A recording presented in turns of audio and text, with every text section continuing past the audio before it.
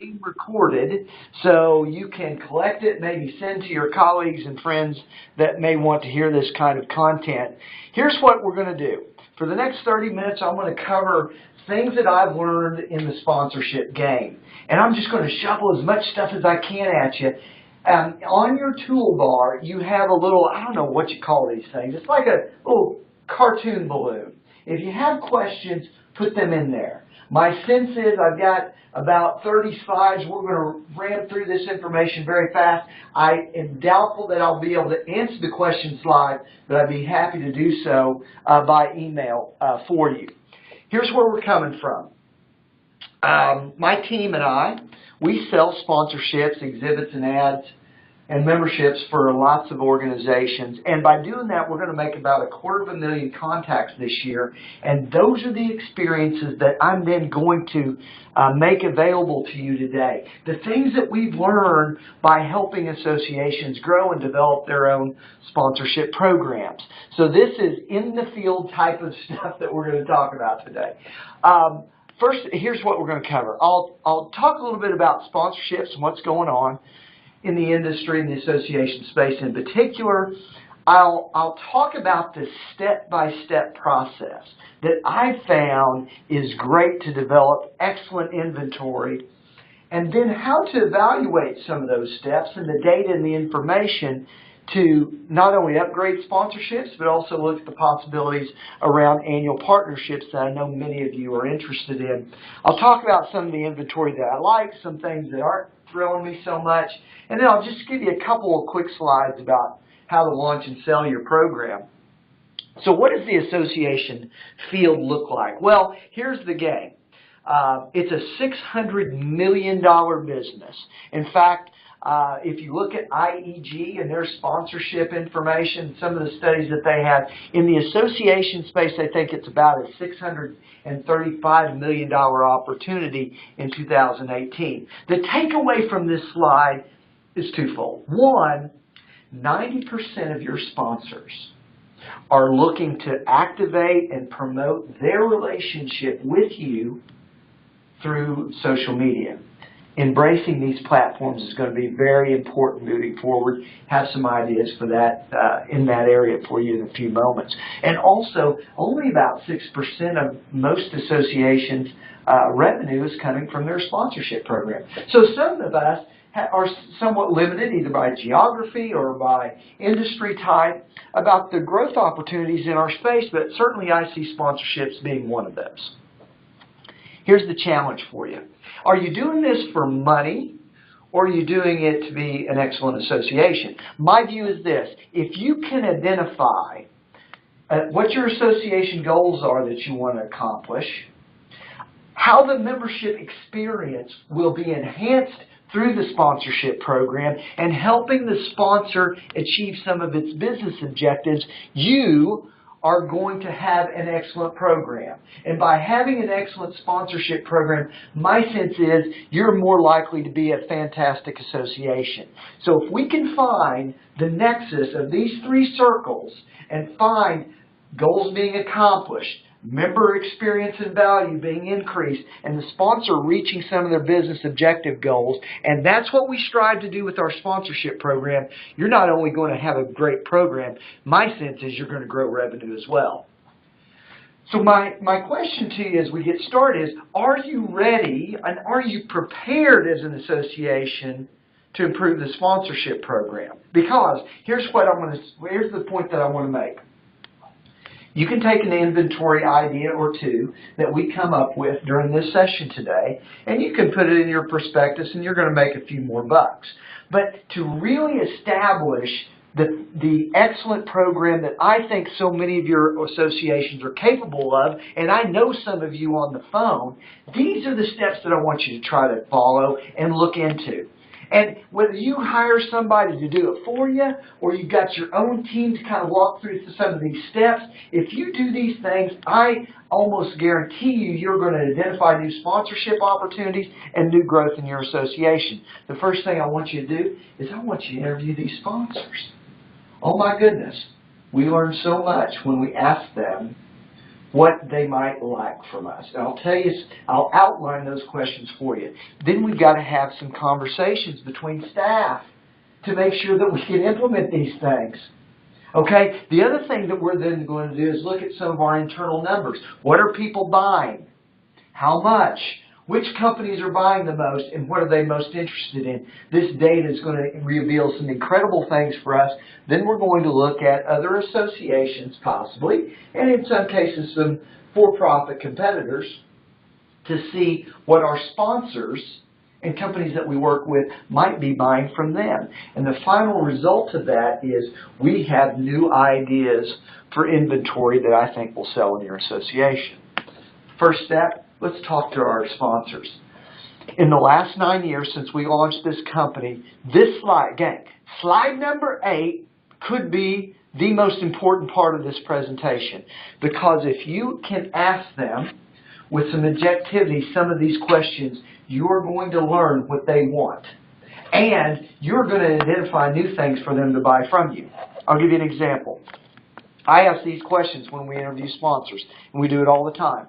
Hey, what are you really trying to accomplish with these folks? What do you want to achieve? How are you measuring whether the sponsorship program that we have for you is successful? Here's a red flag moment. If they're saying, well, I don't know, JP, we just kind of want to support the association. Uh-oh, red flag, canary in the coal mine. That means what you're offering or their perception of it is not very valuable, because basically they're giving you a contribution. What would you change about the association sponsorship program? What would you absolutely keep the way it is? What could we learn from someone else? And if we built out a customized program for you, I'm not here to sell you, what would it look like? When do you need to know what's available? The timing and knowing the rhythm of our association sponsors and when they make decisions is absolutely critical to this process. Because if we roll out a bunch of new inventory and it's in December of 2018 for a meeting that's in April of 2019, guess what? Their budget's already spent, not only with you, but with other associations. We've missed the chance. Here's what sponsors tell us when we ask those questions. Hey, I love that you put me at the board dinner and the filet mignon with the CEOs, but they don't buy anything from me. I want one-on-one meetings with some of our best clients. What else do I hear? Hey, it's great that you have this meeting in D.C. every year, but really, I'd like to have some things outside of the Beltway. Regional events. I need a more comprehensive program. I'm tired of just doing one-off events. I'd like to have something more strategic. These are partner prospects. And the other thing that we're hearing over and over again, I've got content, man, that I want to deliver to this audience. Can you help me do it? They're a thought leadership opportunity for you. Then we take that and we say, all right, hey, let's have a discussion internally. What works well with what we're doing? Where are we stuck? And what should we do about it? What inventory should be added to this association? And what I would offer to you is ask people other than the folks that are in the sponsorship program on a daily basis. What should we stop doing? Have you heard a sponsor tell you about something that they'd like to sponsor or be interested in that we don't do for them? Tell me about the sales process. How do you recruit new sponsors? Who do you talk to? Run me a pipeline. Show me the activity report. They can't do that. Maybe the rigorous process of selling isn't as good as we need it to be. You're going to learn a lot from your staff, because here's what we hear from them. I don't get, this is when you start to see the gap between the sales and marketing team or the marketing team and the sales team often. Hey, I don't get the prospectus in time to sell. All we do is renew the same old sponsors with the same inventory. I've got sponsors that feel like that they sponsored the lanyard for 10 years and that they're obligated and that's their thing and they're obligated to do it. Sponsors want to speak and we decline their request to do so. I don't really have a sales system or process in place. And here's one thing that we're increasingly hearing. I'm selling. and I also have to fulfill the sponsorship, so I don't have time to sell new sponsorships. What this actually turns into is something like this on slide number 12. We're spending so much time in fulfilling and doing low-level value prospecting and maybe low-level sponsorships and exhibits, getting logos, seeing if they need the upgraded carpet, do they want a chair, where's your signage type of things, that we don't have time as organizations to focus on the major sponsors and the customized and the concierge type of service that they really want. So what I'm asking you to do is really to think about how can you spend the most time talking about strategy and activation and achieving business goals with your major sponsors, because that's what the staff interviews are telling us right now. Then I want you to look at pulling data from your sponsors. So when we go into this program, we're going to ask you to go, hey, pull sponsorship dollars by company. I'm going to show you some of these slides in just a second. I think they're going to be very interesting to you. Give me the all-in dollars by company, membership and everything. Let's look at this revenue that we're getting in sponsorship by category. Promotion, food and beverage events, networking, thought leadership, whatever the categories are that you offer today. Let's look at the sponsorship by price. Do you have a lot of sponsors in that $10,000 range and nobody at $20,000? Let's figure that out. Let's see what the data tells us. Include exhibits and advertising as part of the review, because those, when you start looking at the all-in, it may show us the opportunity for what we would call a year-round partnership program. And then let's also pull the prospectuses of some competing associations. Here's what we see from that data. And this is how it informs us for new inventory. I'm going to refer you, I think I can use this little pointer here. Basically, what's happening here is we're looking at about 76% of the sponsors in this association are doing one-offs. They're in one event. But you've got about 10% of these folks here that are sponsoring 3 to 4 events a year. Those are the targets for a possible year-round comprehensive program, because they see the value in participating in multiple things. Here's what else we see. When we start looking at all the revenue and every company that's doing, we start to slot it, and we can learn a lot by this. Here's what we see by this slide. Half of the revenue from this association in their sponsorship program is made up by only 6 companies. Oh my goodness. Those are the people that we should absolutely interview, but they're also the people, if we don't have an annual partnership program, maybe they would be likely to do it. Or even these 17 companies that of the 50 that make up 75% of the revenue. And then, folks, all this down here is probably needed to be automated. We shouldn't be spending a lot of time on this stuff.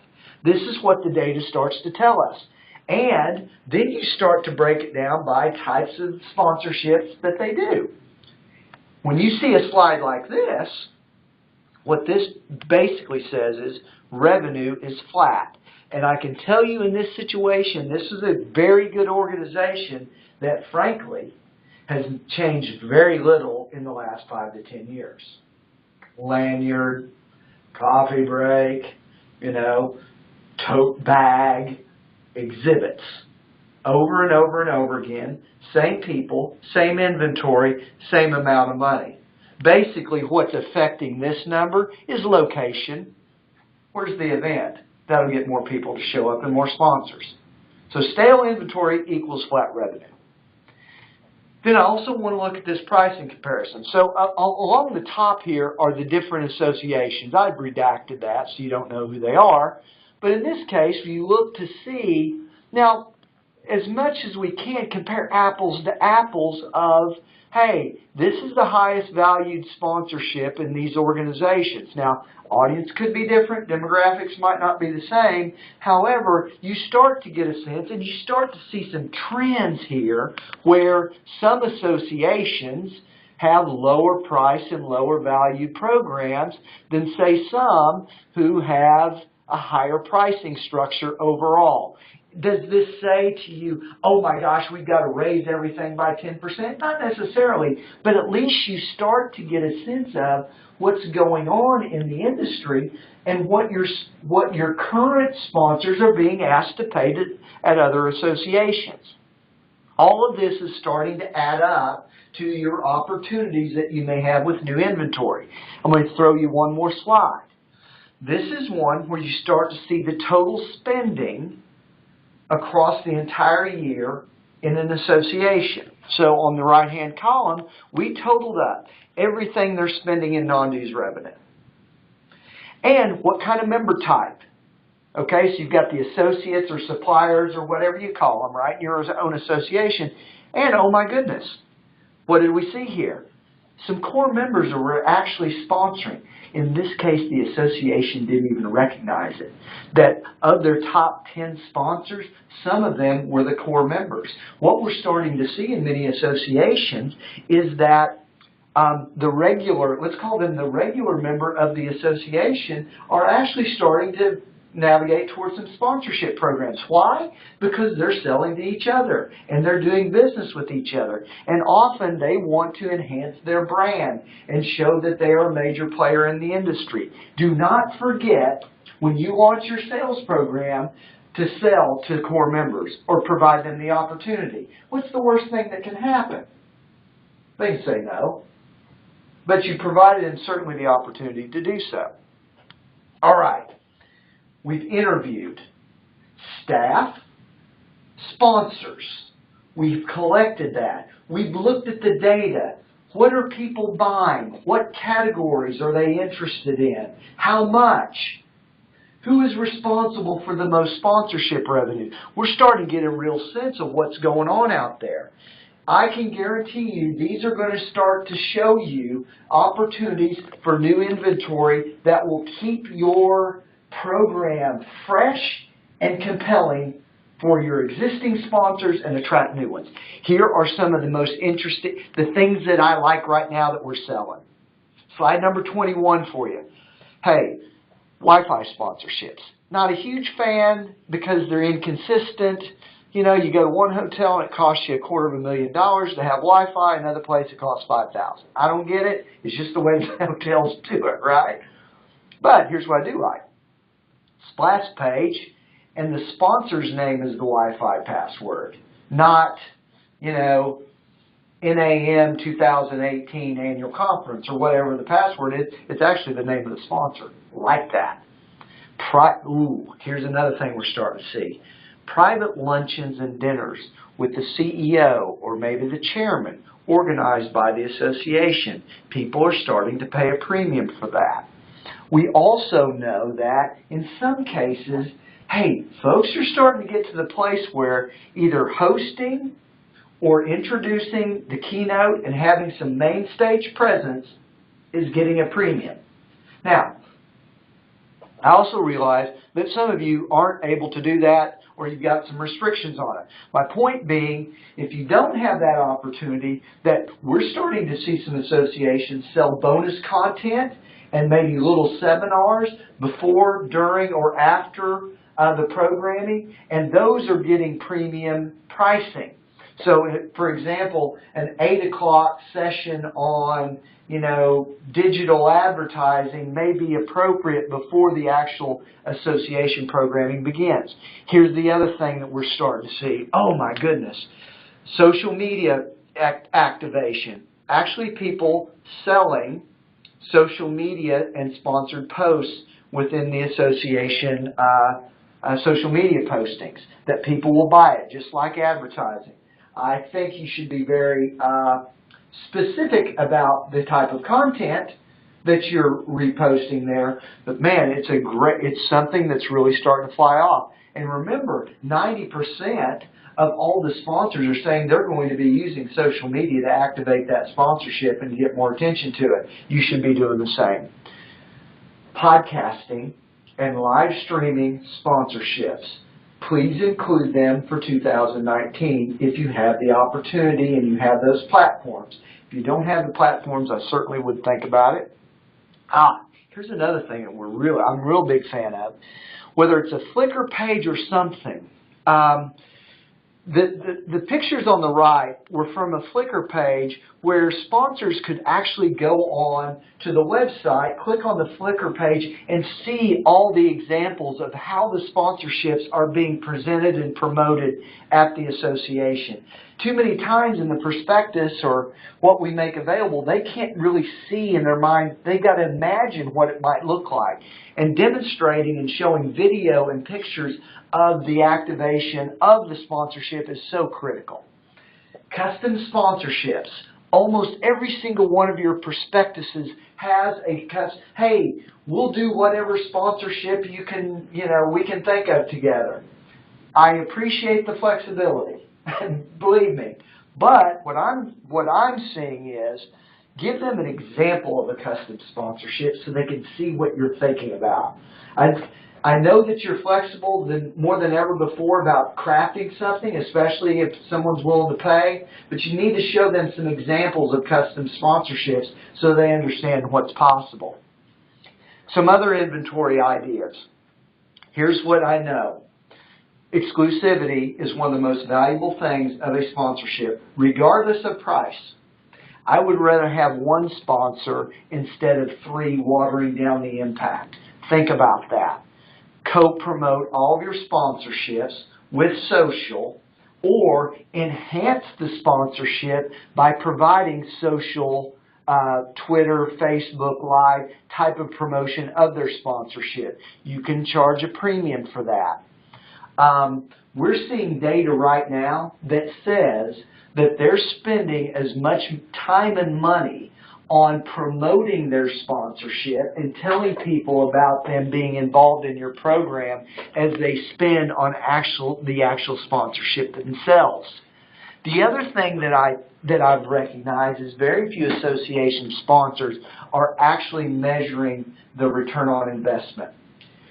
That doesn't mean that doesn't necessarily say that this kind of information has less value, but what it is telling me is you're going to, after the sponsorships, you're going to need to tell them about how successful the program and the sponsorship was for them so they can make the case to their bosses down the hallway.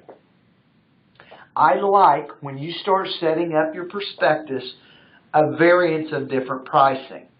I don't mind the fact that you've got a $20,000 sponsorship and a $2,000 sponsorship. Just make sure that the pricing variance is based on the real value of the sponsorship. What I often have seen before is that sponsor pricing is really kind of flattened, so every associate member gets the opportunity to sponsor something. I don't think that's our responsibility. Our responsibility is to find that nexus of association goals, business objectives of the sponsor, and enhancing the member experience and pricing it appropriately.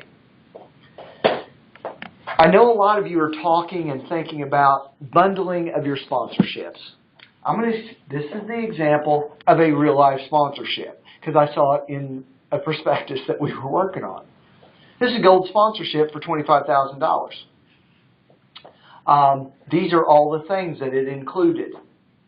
This is a kitchen sink sponsorship that really puts together a lot of things that were probably not valuable to the sponsor. My point here is this. If you talk to the sponsor and know what their objectives are, my guess is you could have gotten $25,000 for the exclusive sponsorship of the opening night reception and a signature drink, and maybe some comments from the podium. But what they've done here to make it valuable or seem interesting is add so much junk that you've thrown the kitchen sink at it, and oh, by the way, your fulfillment team is going to hate you. Because, listen, they've got to get all the logos, they've got to put them in a premium booth location, they have all this stuff they've got to execute. That's what causes tension within your association staff. Are the association annual partnerships right for you? Here's a couple things that I would absolutely think about before you take that path. Look at your top 25% and what they're giving.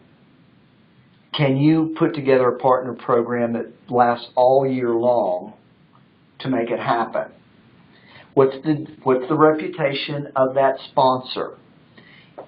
Can they execute the sponsorship? So many times I hear from year-long partners that have this stream of different programs that they've been given inventory for, and they can't do half of it.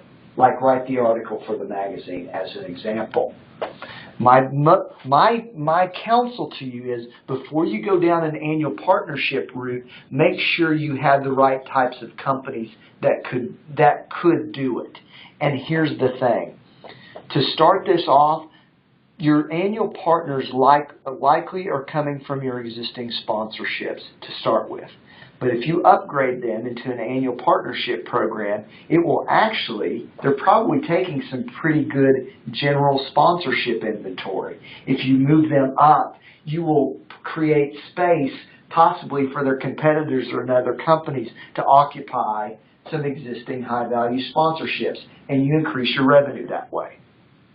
A few final thoughts for you. Thought leadership partners. Thought leadership sponsorships are one of the hottest things out there right now. I'm going to give you an example of how to do it. If you look in the top left-hand corner, $75,000 might not be the price for you, but here's how you go about it. Identify what a top key issue is that requires some member research. Have the sponsor help you underwrite the cost of the research. Then they become the sponsor that talks about it at a section meeting, gets to deliver some of the content at a webinar, has blog posts related to the research, is a podcast guest talking about what we've learned about this issue that we've researched. If you want to get some of these big consulting firms that conduct research on a regular basis, insert, Ernst & Young, whoever it is, this is the type of program that they're sponsoring. And this is how you launch a thought leadership program, starting at 75, and I've put a number of different areas. But keep in mind, if you look at this, this is all about delivering thought leadership, not about sponsoring the coffee break. See, what we've done here is we've been able to identify and structure the sponsorship and this inventory by business objective. So, access to VIPs, thought leadership, branding and image. We're starting to cluster the inventory based on the objectives of the sponsor, in addition to the chronological order of maybe live events that they can sponsor. So then you can target your market a little bit by saying, hey, you want to be a thought leader? Here are all the inventory items that we have for you to be a thought leader with our association. A few final notes around the prospectus. It's one thing that I'm seeing. Design the sponsor for your audience. And many of you want new sponsors. But do you design the prospectus for the new sponsor or the person that's been there for 10 years? Insert the demographics. This is starting to improve, where we're showing you who's going to be at each event, or who received this material, or who listens to our podcast, or whatever it might be. Okay, that's what I'm starting to talk about. Talk about meaningful testimonials here, where they're getting results. Avoid these precious metals and cluster by business objectives instead of precious metal offerings. Highlight new inventory. Demonstrate and show pictures of how people are utilizing their sponsorships. That's what the prospectus should look like, rather than just a different version of your meeting promotion with a picture of the chairman speaking at the dais and a picture of the hotel. It's about the audience that you're trying to reach. Okay? Final thought on selling. So now that you've developed these new ideas, you've got a new prospectus, here's how you go out with this. I would focus and sell these prospects and these sponsors in different segments. And I'm starting with the most engaged people that do it over and over again. Upgrade the title sponsorship. The most consistent, introduce the new inventory to them. Suppliers that are non-sponsors. Hey, I know you're a member. We've got some things that you might be interested in. And then work your way down. Here's my sense. The white whales, the big new folks, you're going to get growth by working the first 5 items on this list. The big non-members, you're going to need something new and compelling, like thought leadership inventory, to attract them. And you've got to sell all the time, because you never know when the opportunity might arise for them. Sometimes we just have these 6-month surges before a program. My experience is you never know when the opportunity might come up to sell a sponsorship, but you've got to offer inventory across your entire enterprise, not just during live events. So, prepare the inventory, get the prospectus designed. Launch in September or October with a thank you from the key leader or your CEO saying, hey, thank you for sponsoring last year. We've got new stuff. Do an online briefing, much like this webinar, talking about the new prospectus, the customization that's available, year-long partnership opportunities. Those online registrants for that webinar are now your key prospects to sell the new inventory to. Okay, that's how you launch the program. And then continue to update these prospects on what's available, new offerings throughout the year. I think if you do all these things, you're going to do your research. The research is going to inform you on what might be available and people will buy and the price that it should be. And then you develop a prospectus for this new audience and launch it and hold online webinars about what's new and different and interesting, and then sell it on an ongoing basis. Folks, I hope this has been helpful. I went 2 minutes over. My apologies. I recorded this session for you, and I encourage you to pass it along. We'll send it to everyone that's registered today. Have a great rest of the week. Happy Thanksgiving to all of you. Thanks so much for dialing in. Bye-bye.